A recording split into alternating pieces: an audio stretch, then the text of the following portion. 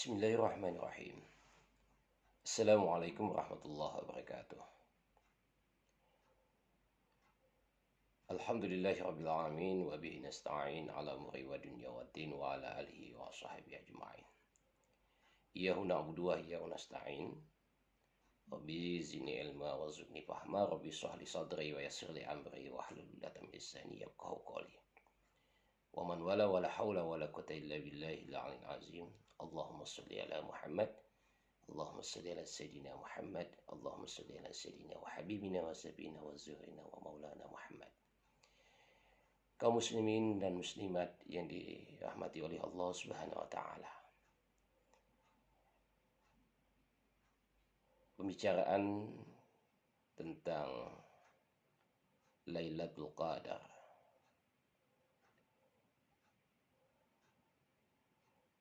yang sebelumnya kita awali dengan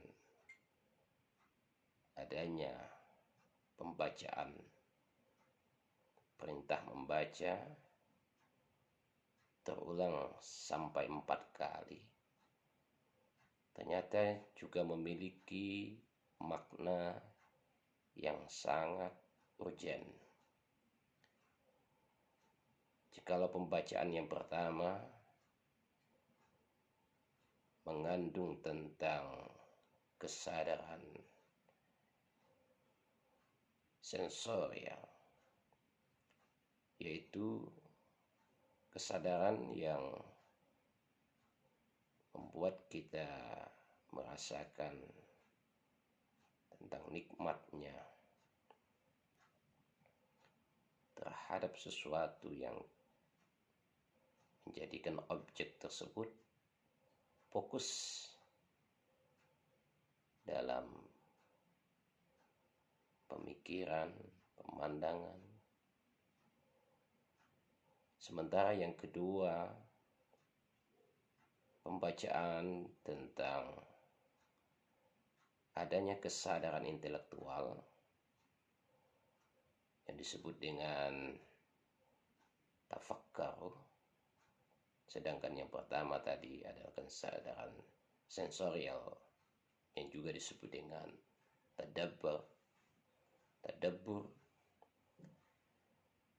Maka yang ketiga ini kita akan membincangkan tentang tazakkar, yaitu kesadaran emosional.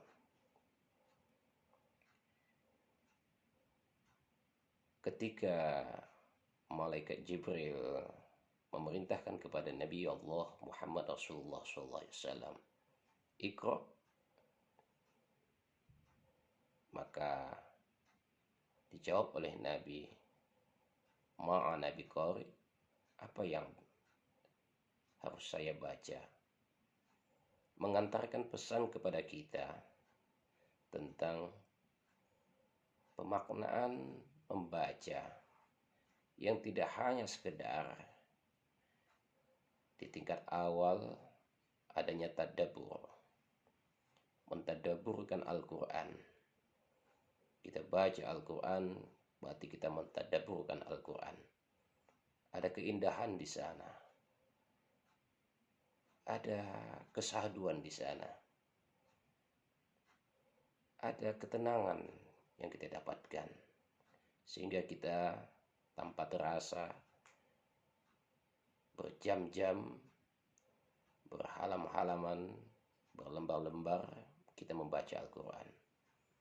Bahkan kita mungkin menjadi seorang yang hafiz, penghafal Al-Quran.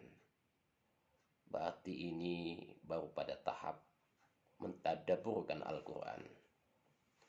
Sementara yang kedua, diperintah untuk membaca yang mempunyai maksud adalah tafakkur, yaitu memikirkan. Setelah kita membaca, kita mungkin mengetahui arti maksudnya, dan di balik itu kita mencoba untuk terus menggali apa yang menjadi pemikiran-pemikiran dari hasil pembacaan tersebut. yang jikalau kita perumpamakan adalah pohon kelapa, tadabburnya adalah kita menikmati lambaian-lambaian pohon kelapa hanya pada tahap itu. Kemudian tafakkaru, kita mulai memikirkan bahwa pohon kelapa itu mempunyai bermacam-macam kelebihan, keunggulan, mulai dari sapu lidinya, buahnya menghasilkan minuman, santan, makanan, batangnya menghasilkan bahan bangunan, dan seterusnya. Nah, yang ketiga, tafakkaru.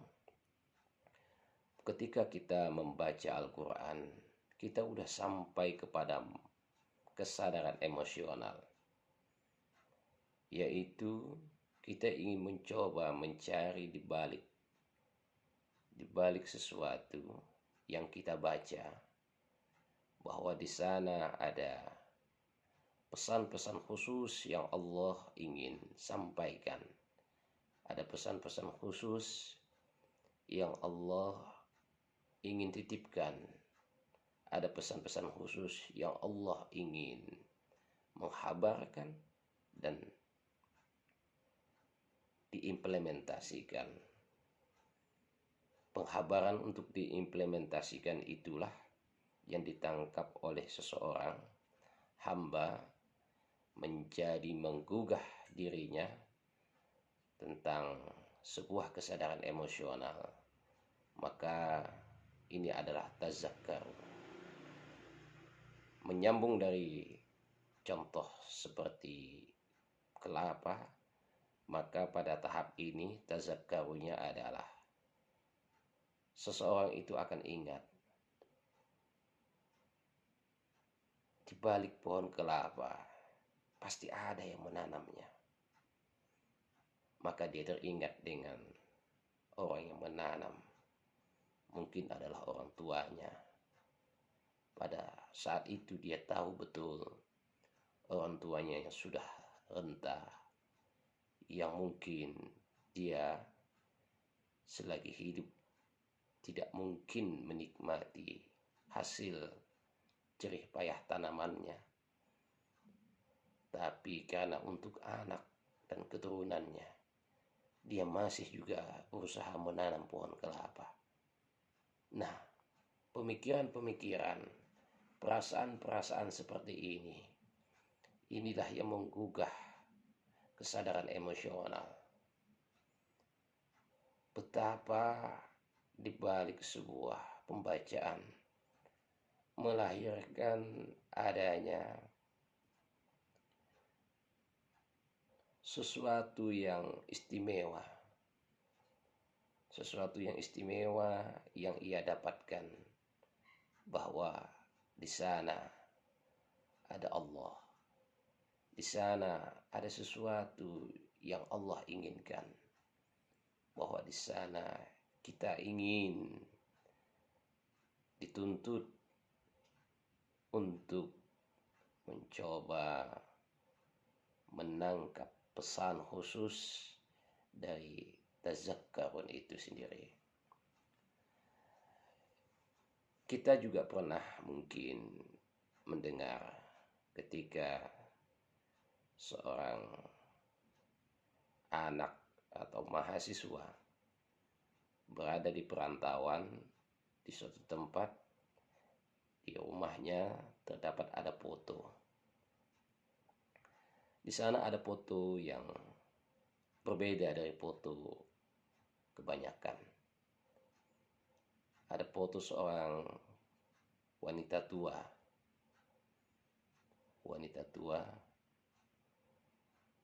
Ketika ditanyakan, kenapa harus ada foto tersebut? Sementara teman sebelahnya justru foto gambar yang ada di dinding kamarnya adalah foto wanita yang mungkin lebih cantik, lebih segar, dan lain semacamnya. Nah, apa yang dijawab oleh mahasiswa atau pemuda tadi? Bahwa itu adalah orang tua, bahwa foto tersebut adalah ibunya, wanita yang sangat berjasa dalam hidupnya, yang mengilhami dirinya, yang mewujudkan tekad baginya. Nah, di sana ada kesadaran emosional. Tidak lagi gambar yang bagus, wanita yang cantik yang ada di pikiran, yang harus ditatap oleh seorang pemuda atau mahasiswa, tapi yang ada adalah foto yang membuat dia harus menjadikan motivasi, penyemangat, dan menghasilkan nilai-nilai. Nah, begitulah kita ketika kita melakukan pembacaan terhadap Al-Quran pada tataran tazakkar. Kita tidak lagi ternina-bobokkan dengan sekedar membaca atau sekedar memahami arti yang belum tentu arti tersebut menyampaikan kepada nilai pesan utama yang ingin ditangkap. Tetapi ketika tazakkarun, dia sudah mampu mencapai suatu makam atau hasil pembacaan yang mengingatkan dirinya bahwa di sana ada sesuatu keistimewaan yang ia dapatkan, yang diperumpamakan ketika ada seorang intelektual mengatakan bahwa Al-Quran itu seperti mutiara, yang ketika kita membaca satu kesempatan ada kilauan-kilauan, ada sesuatu yang berkilau, dan ketika kita membaca di lain waktu juga ada kilauan-kilauan yang berbeda. Nah, inilah pesan yang ingin diambil. Inilah pesan yang ingin dicari dari pembacaan yang ketiga, yaitu adanya tazakkarun. Membuat orang itu semakin mengingat bahwa di balik pembacaan tersebut ada pesan khusus yang ia dapatkan. Nah, yang keempat, ketika perintah membaca diulang sampai 4 kali, pemaknaannya adalah lebih dalam sekali, bahwa Al-Quran itu ternyata mampu menjadikan seseorang fana. Fana dalam arti bahwa self disclosure, dia harus keluar dari pembacaan yang ketika secara lahir ya dipahami oleh kebanyakan, tetapi dia sampai kepada pemaknaan tentang adanya hakikat Tuhan, hakikat pencipta. Nah, ketika dia memandang perumpamaan contoh pohon kelapa, bahwa dia lihat di sana ada jubah-jubah Allah, di sana ada jubah-jubah Tuhan, di sana ada wajah Tuhan. Yang dipandang tidak lagi bersifat beragam, tetapi yang dipandang ada sesuatu yang tunggal. Melihat binatang, kucing, maka yang ada di dalam benak pikiran di sana ada Tuhan. Sehingga orang yang sampai kepada tataran ini mungkin menjadi sesuatu yang dianggap fana. Seperti halnya kalau di dalam dunia tasawuf ada al-halaj, dengan ittihadnya menyatu dengan Tuhan. Kemudian kalau tokoh muslimahnya ada Rabi'ah al-Adawiyah. Nah, pembacaan ini menjadi sesuatu yang sangat istimewa, menjadi sesuatu yang sangat berlebih dari makam-makam sebelumnya, bahwa seseorang itu sudah sampai kepada hakikat marifat tentang dibalik apa yang dibaca. Di dalam suatu riwayat juga pernah diceritakan, disampaikan berdasarkan dari Al-Quran surah At-Talaq ayat 12, Abdullah bin Abbas atau disebut dengan Ibnu Abbas. Ibnu Abbas ini adalah seorang sahabat junior yang mempunyai intelektual yang berbeda dengan sahabat-sahabat yang lain. Ketika ada wahyu disampaikan oleh Rasulullah, maka terjadilah dialog pertanyaan yang kadang sahabat-sahabat yang lain itu agak kesal. Ini sahabat sepertinya sangat mendominasi. Namun ketika wahyu surah At-Talaq ayat 12 ini disampaikan dan Ibnu Abbas melakukan dialog dengan Rasulullah, para sahabat yang lain itu tidak ada yang berani mencegah atau ingin bertanya. Nah, ada semacam ketegangan di sana antara Rasulullah dengan Ibnu Abbas. Setelah selesai, para sahabat-sahabat yang lain bertanya kepada Ibnu Abbas, ada apa dengan ayat yang barusan disampaikan oleh Rasulullah? Maka dijawab oleh Ibnu Abbas, jikalau aku sampaikan tentang isi wahyu tersebut, maka kalian pasti akan merajam diriku, kata Ibnu Abbas. Artinya apa?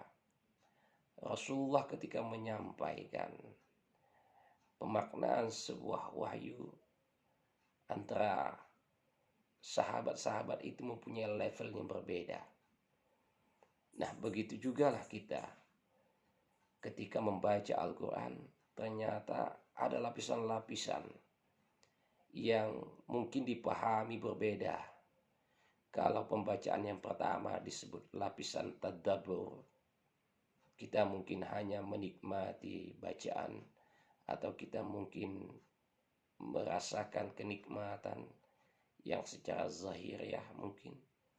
Tetapi ketika pemaknaan pembacaan yang kedua, kita sampai pada tataran intelektual yang menghasilkan pemikiran-pemikiran yang mungkin sedikit lebih tinggi dari tadabbur.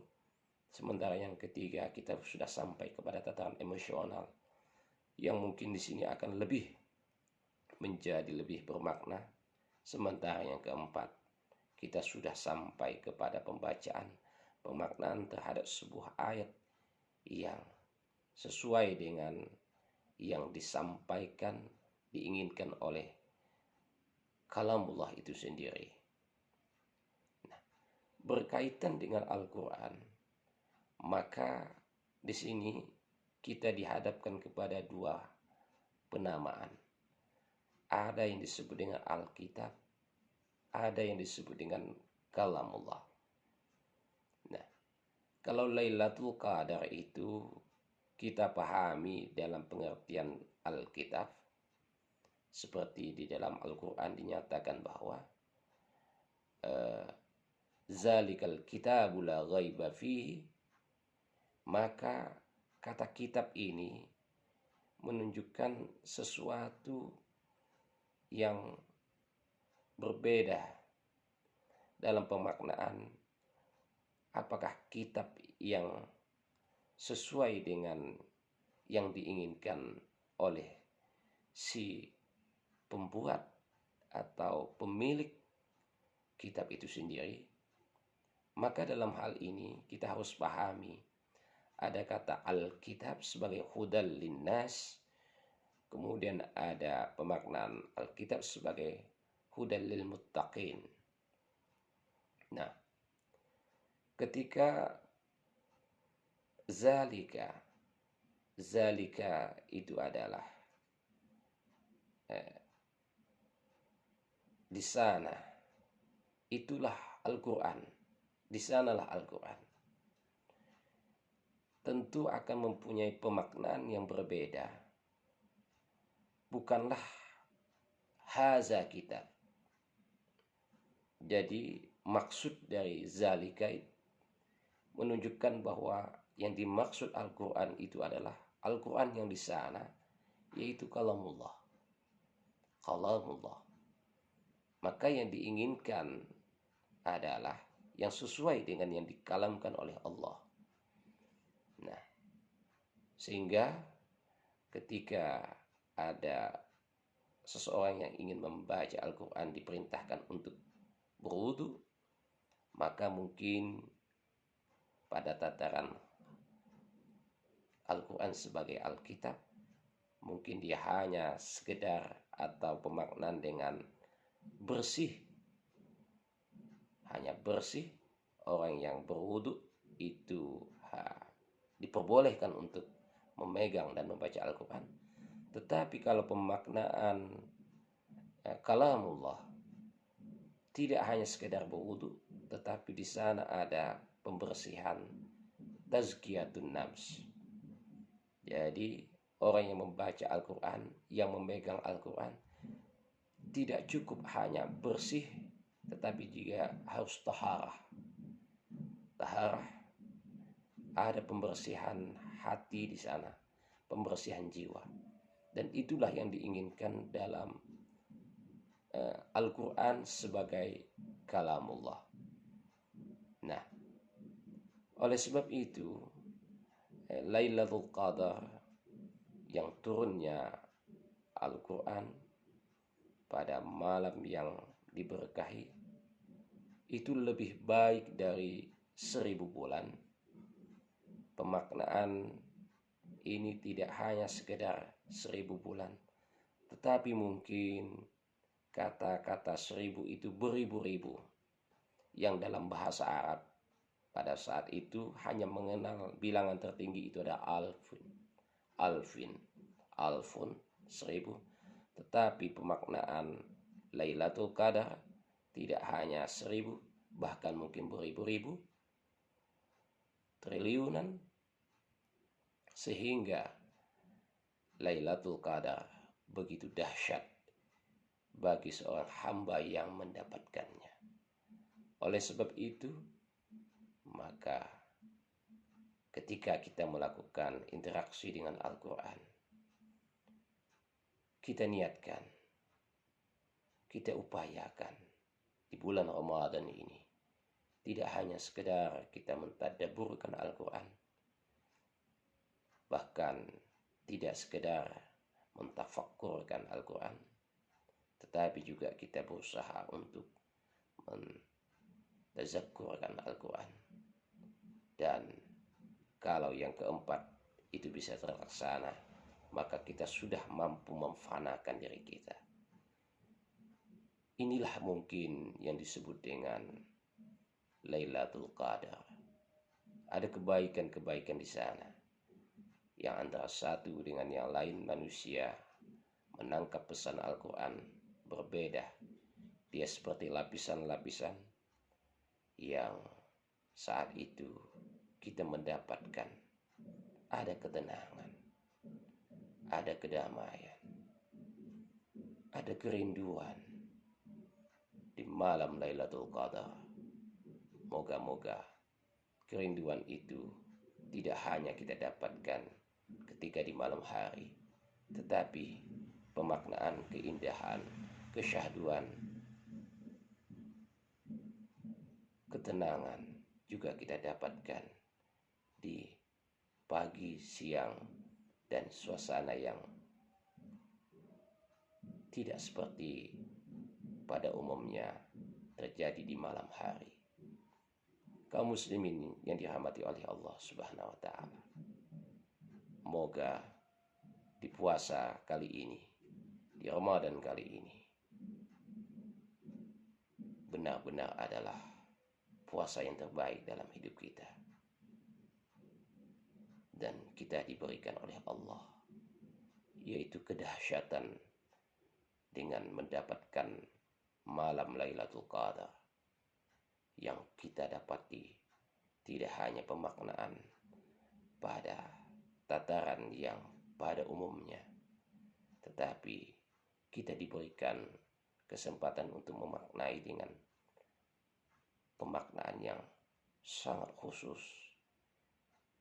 Kita mampu bermusyakhafah, kita mampu menjadikan Al-Quran menjadi bagian hidup kita yang senantiasa menghiasi, memandu, menapaki kehidupan berdasarkan Al-Quran, kalamullah, tidak sekedar kitabullah, sehingga pesan Al-Quran menjadi hudal lil muttaqin. Amin ya rabbal alamin. Puasa mengantarkan kita menjadi orang yang bertakwa. Pembacaan Al-Quran yang mampu mengantarkan seseorang menjadi hudal muttaqin menjadi sangat relevan. Semoga hal itu dapat kita capai karena adanya kedahsyatan malam Lailatul Qadar. Terima kasih. Jazakallah khairan kasiran. Usikum binafsi bittaqwallah. Assalamualaikum warahmatullahi wabarakatuh.